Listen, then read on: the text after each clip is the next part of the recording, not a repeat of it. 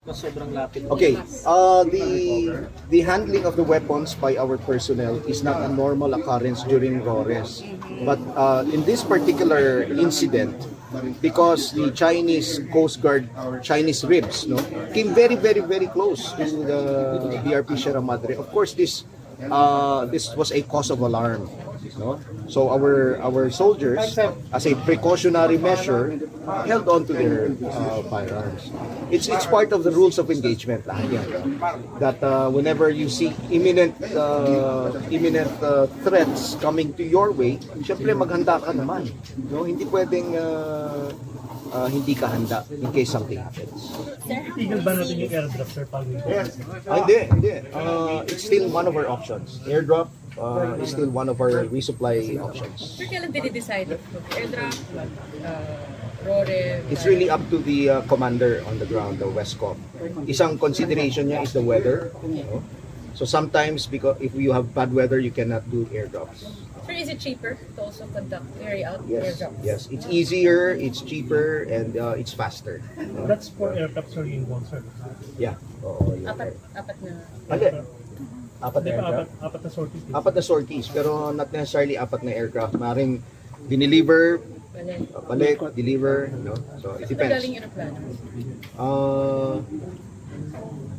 Basta.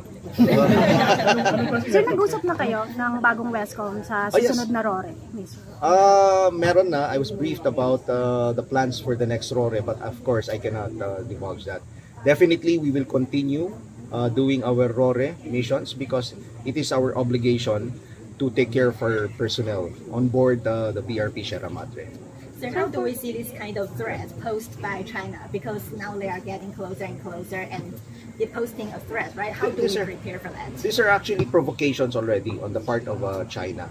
The mere fact that they recovered our supplies is illegal. You cannot do that. If in case they delivered the supplies to their soldiers, we are not going to get their supplies. We are going to allow them to get their supplies because this is for humanitarian reasons. How do we prepare our soldiers for maybe future incidents? Well, again, we have to emphasize that our soldiers abide by the rules of engagement.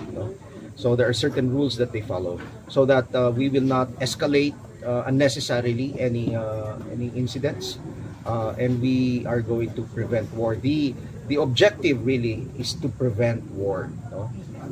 Sir, how is the... inform citizens, sir, about this? We informed the president right away about any incidents. Ano yung immediate reaction? Hindi ko alam hindi ko nakita yung reaction.